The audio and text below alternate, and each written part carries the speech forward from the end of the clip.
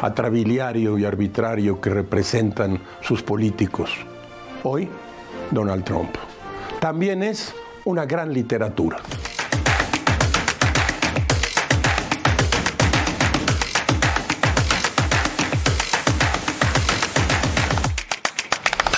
Bienvenidos a La Otra Aventura, un espacio dedicado al mundo de los libros. El filósofo alemán Arthur Schopenhauer dijo que cada nación se burla de las otras y todas tienen razón. Es un síntoma inequívoco de nuestros tiempos la elección democrática de políticos antidemocráticos. El segundo periodo de Donald Trump al frente del país más poderoso de Occidente se ha caracterizado por una política de agresión comercial, guerra e intervencionismo. El sátrapa Trump ha reivindicado la violencia desde el más alto púlpito. Su lema, hacer grande a Estados Unidos de nuevo, está sostenido en la imperiosa necesidad de culpar a los otros, que es, como escribió Horacio Quiroga, patrimonio específico de los corazones inferiores.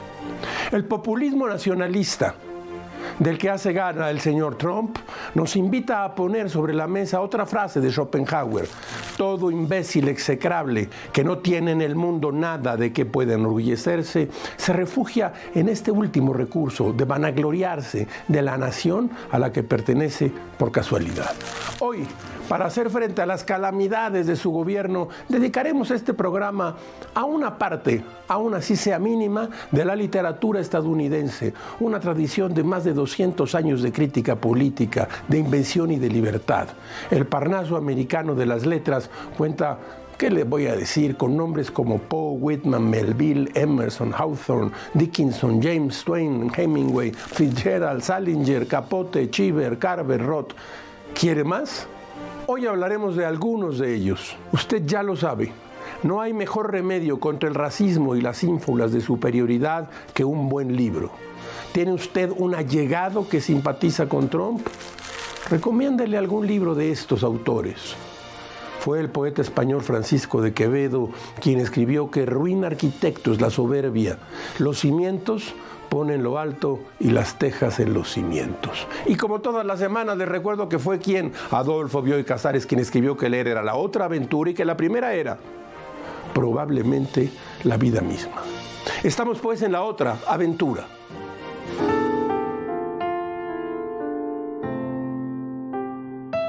Walter Benjamin escribió: para los grandes escritores las obras acabadas pesan menos que algunos fragmentos en los que trabajan toda la vida. Truman Capote nació en 1929 en Nueva Orleans, bajo el nombre de Truman Streckfus Persons. Publicó su primera novela, Otras voces, otros ámbitos, con apenas 23 años.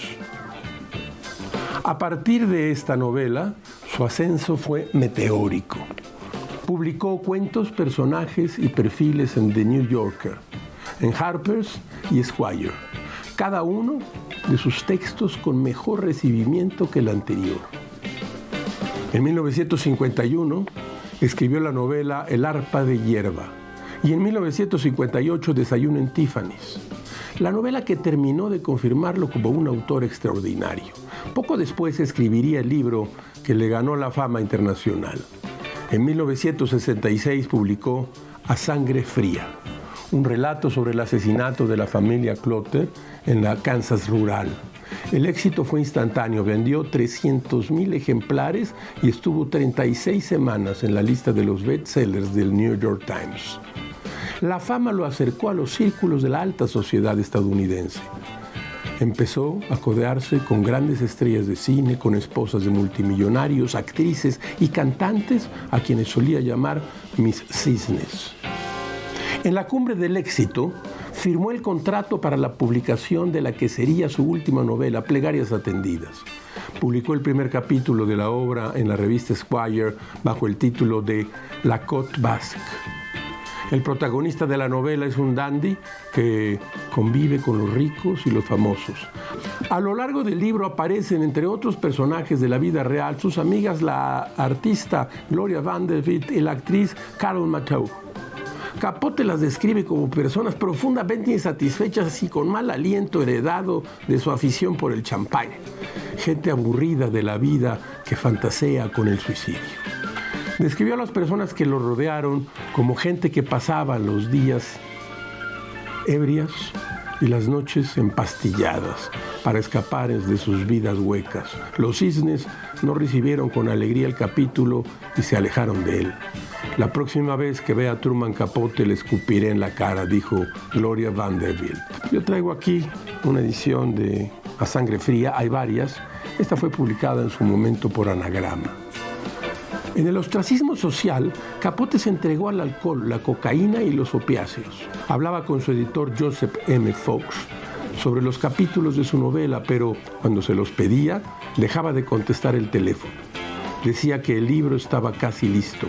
Citaba diálogos y pasajes enteros, pero solamente entregó 3 capítulos. Capote murió el 25 de agosto de 1984.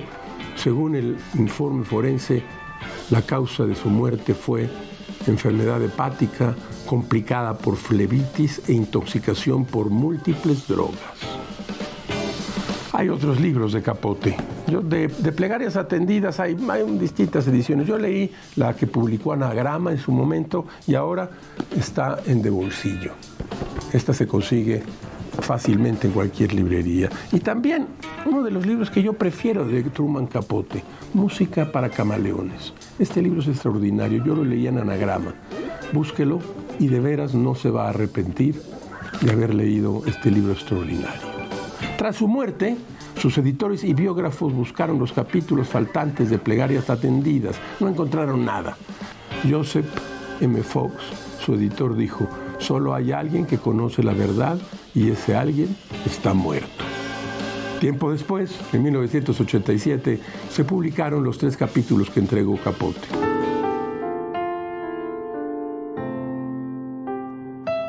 El 19 de octubre de 1833, la revista Visitor publicó el cuento Manuscrito hallado en una botella.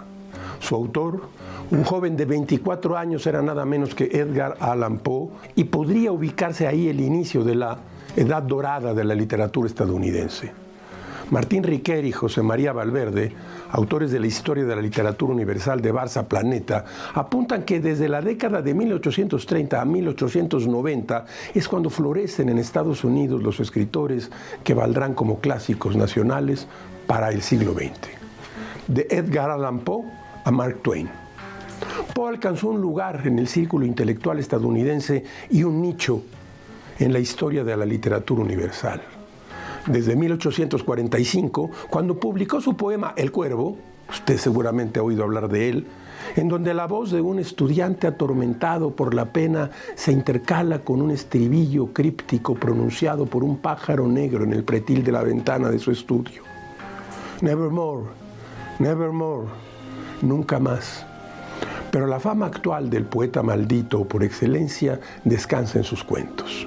Ahí se combina la parte intelectual con el horror. Yo traigo aquí un breve libro de Edgar Allan Poe, Eureka, publicado por Literatura Alianza Editorial. Y tengo este otro libro que es notable y que les recomiendo, publicado por Anagrama, John Tresh, La razón de la oscuridad de la noche, Edgar Allan Poe y cómo se forjó la ciencia en Estados Unidos. El poeta chileno Pablo Neruda dejó en un verso la siguiente frase: Poe en su matemática tiniebla, expresando con gran precisión, como escriben Riquer y Valverde, el contraste de la frialdad de su lógica con el fondo del misterio y el horror unidas ambas en una sola sugestión. La exactitud contemplada en un vacío oscuro acaba produciendo un miedo mágico. Su obra narrativa, breve sin embargo, adquirió su máxima importancia en Europa, más que en su propia patria. Sus cuentos, entre ellos La caída de la casa Usher, El rey peste, El escarabajo de oro, Los crímenes de la calle Morgue, La carta robada, desde luego, o El corazón delator, hallaron eco en el poeta francés Mallarmé y fueron traducidos al francés por Charles Baudelaire bajo el título de Histoire extraordinaire, las historias famosas extraordinarias, donde el poeta simbolista retiró el sabor gótico, algo arcaico de la prosa de Poe, y lo llevó a la mundial. El último libro que escribió Edgar Allan Poe es precisamente este que les he mostrado, Eureka. un ensayo sobre el universo material y espiritual. Los pormenores de su publicación, el ensayo fue dictado como conferencia a principios de 1848. Explica en retrospectiva la vida y obra de uno de los escritores más importantes de la literatura occidental. Así lo plantea justamente John Tresch en este libro que les acabo de recomendar. Recientemente publicado por Anagrama, por cierto. La razón de la oscuridad de la noche. Edgar Allan Poe y cómo se forjó la ciencia en Estados Unidos, dice y aborda asuntos como este. A principios de febrero de 1848, los periódicos de Nueva York anunciaron un acontecimiento inminente y un tanto enigmático. El jueves por la noche, Edgar Allan Poe pronunciará una conferencia en la Society Library. Tema: el universo. No podía existir un tema más impresionante, aunque nadie sabía qué les esperaba. Un cuento, un poema, una narrativa, una crítica. Podía hablar de cualquier cosa y de todo. Así comienza Tresch su libro sobre Poe y la ciencia en Estados Unidos.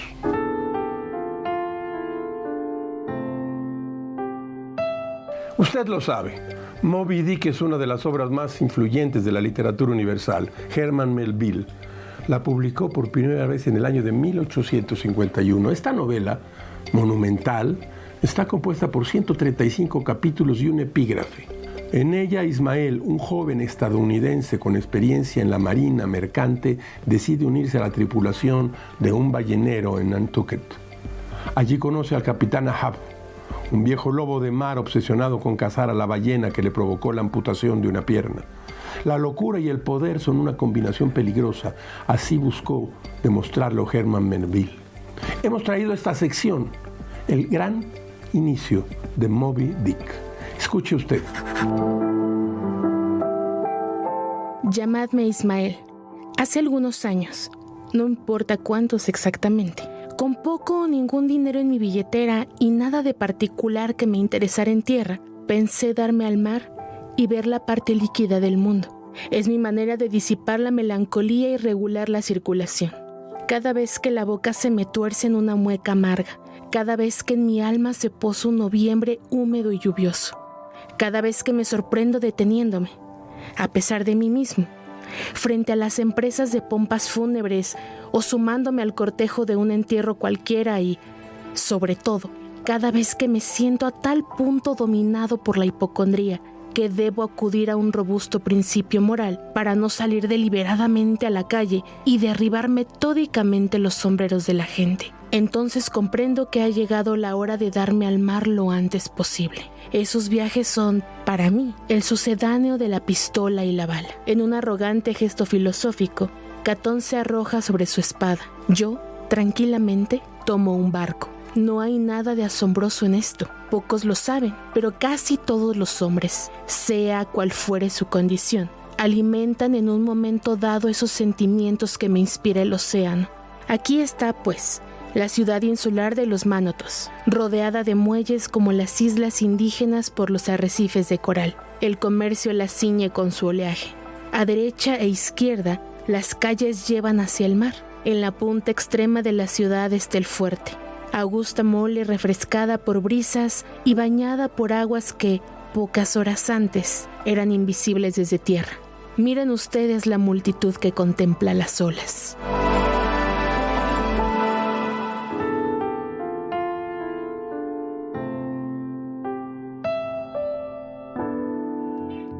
En un relato titulado Triste Idiota, que forma parte del libro Manual para Mujeres de la Limpieza, Lucia Berlin, escritora magnífica que murió sin saber el éxito que tendrían sus libros, escribió que la soledad es un concepto anglosajón.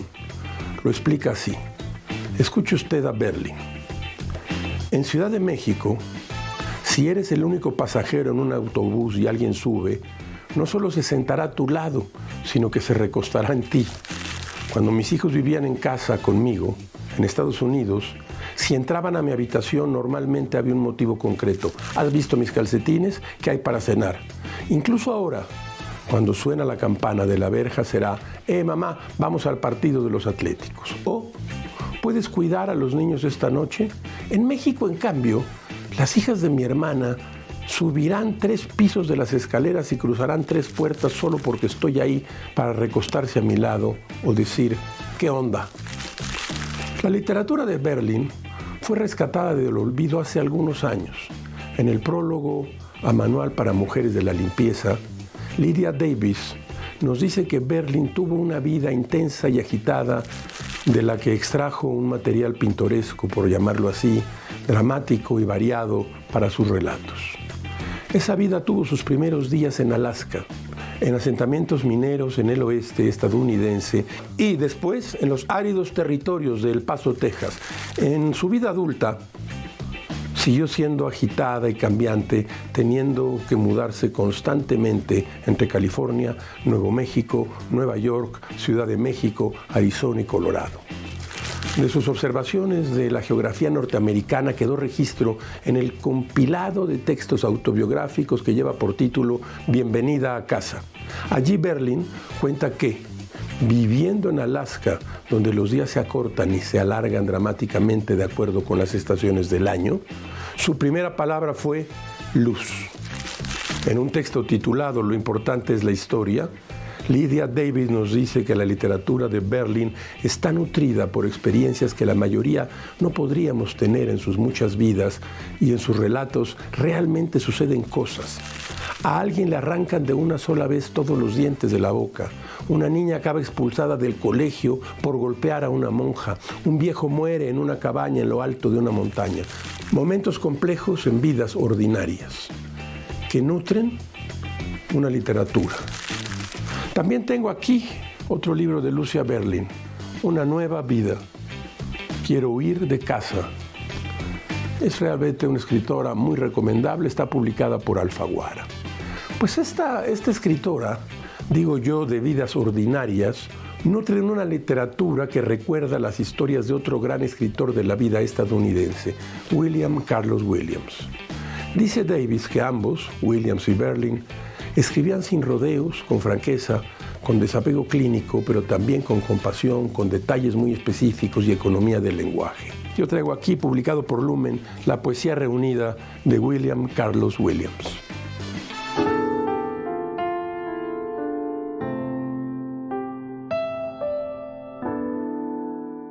Del taller de la otra aventura, usted ya lo sabe, asuntos que tienen que ver con la emisión a la que hemos dedicado el programa, pero que no son necesariamente libros. Y nos hemos ido hoy al cine norteamericano, al cine estadounidense. Intolerancia, de Griffith, un clásico, no se lo pierda.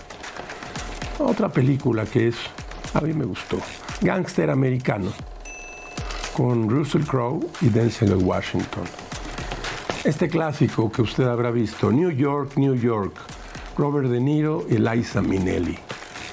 Y este otro clásico de Robert De Niro que tiene que ver justo con la vida en Estados Unidos, Taxi Driver, y desde luego con Jodie Foster. Belleza americana, Kevin Spacey y Anne Bening. Aquí hay un conjunto de películas que retratan la vida estadounidense.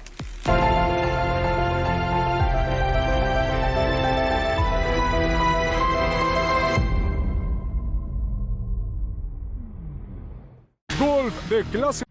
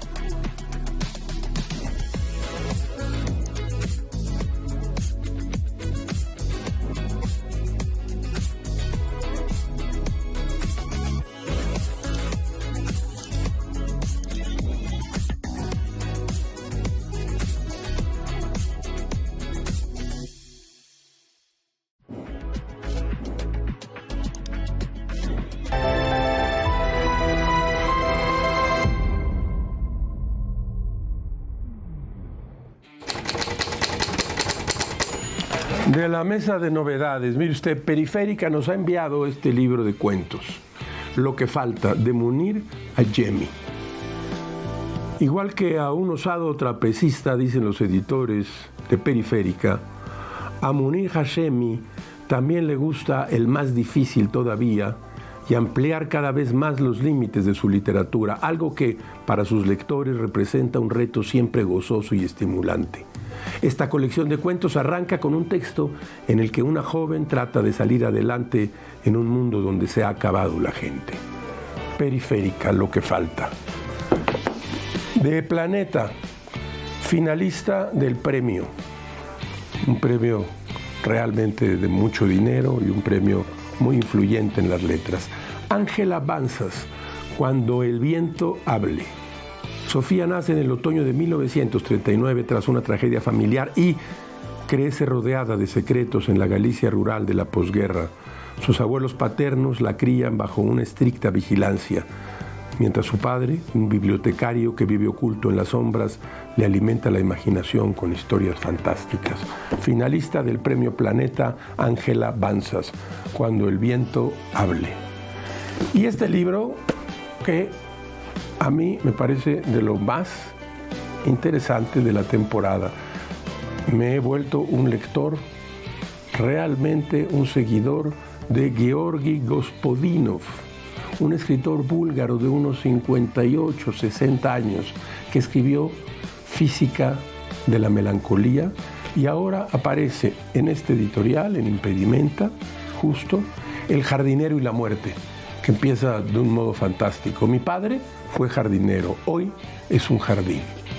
Es una inmersión en la vida de un padre, de una familia y de un hijo, de modo extraordinariamente original. Dice Gospodinov, no me gustan los géneros puros.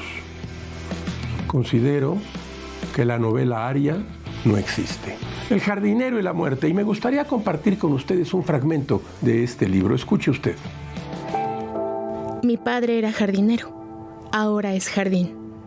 No sé por dónde empezar, que este sea el inicio.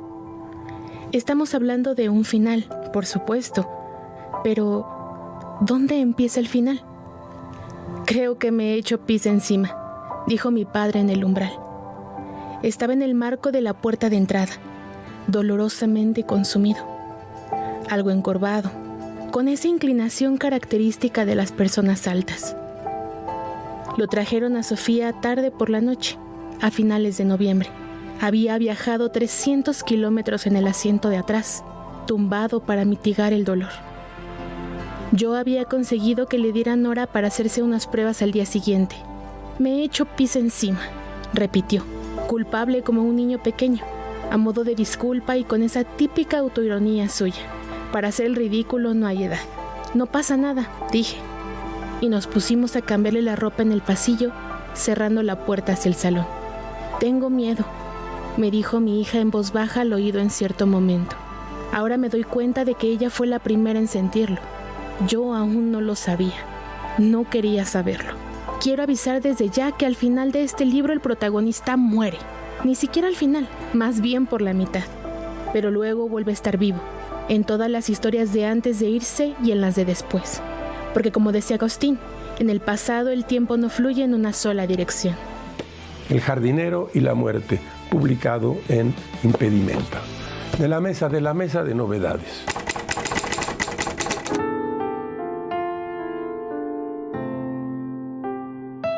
Escuche usted esta breve crónica de bolsillo. Donald Trump, insisto, padece de una enfermedad que se llama narcisismo maligno.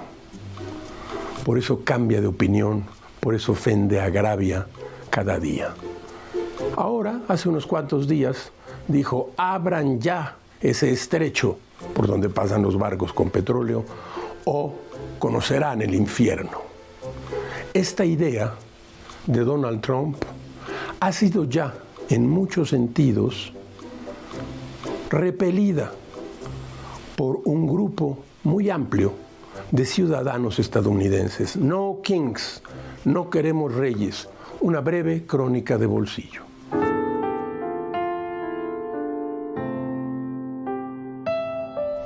La influencia de Raymond Carver en la narrativa estadounidense contemporánea ha sido comparada con la que ejerció Hemingway sobre los jóvenes escritores de los años 30. La equivalencia es correcta. Cuando Raymond Carver publicó sus primeros relatos en la revista The New Yorker, los lectores encontraron en sus historias el imán irresistible de la vida norteamericana de los años 80. The New Yorker presentó entonces a un autor magnético que ofrecía en cada texto una imagen de la vida y un concepto de la tragedia. Hay al menos otro punto de contacto entre Hemingway y Carver. En su célebre ensayo Escribir, incluido en su libro La muerte de mi padre, Carver escribió lo siguiente: ambición y suerte son dos cosas que nunca le hacen mal a un escritor. Demasiada ambición y mala suerte pueden ser letales. Como sea, hay que tener talento. Algunos tienen muchísimo. No conozco escritor que esté totalmente desprovisto de talento, decía Carver, pero la forma exacta de considerar las cosas y encontrar el contexto adecuado para expresarlas, eso es otra cosa. Carver tuvo, en efecto, ambición y suerte. En 1981, la publicación del libro de relatos cortos ¿De qué hablamos cuando hablamos de amor?, fue un éxito rotundo a raíz del éxito de dicha publicación. Carver fue contratado junto con su esposa Tess Gallagher para la reescritura de un guión cinematográfico sobre la vida de Dostoyevsky. Aunque la película no llegó a buen puerto, Carver y Gallagher pudieron comprarse con ese dinero un coche Mercedes-Benz. El éxito de aquel libro de cuentos tuvo para Carver un sabor agridulce, pues su editor Gordon Lish había recortado significativamente sus relatos para la publicación. En una carta escrita el 8 de julio de 1980, Carver le ruega a Lish que no publique aquella versión modificada y trasquilada, pues, aunque la encuentra más artística y refinada, su estilo sería una traición a sus palabras, una traición que le haría probablemente no volver a escribir jamás. Carver es un gran escritor. Yo traigo aquí, entre otros libros, lo leí completo, como muchos de ustedes, en Anagrama. ¿Quieres hacer el favor de callarte, por favor? Y un libro que también me gusta mucho, que es Tres rosas amarillas. Raymond Carver.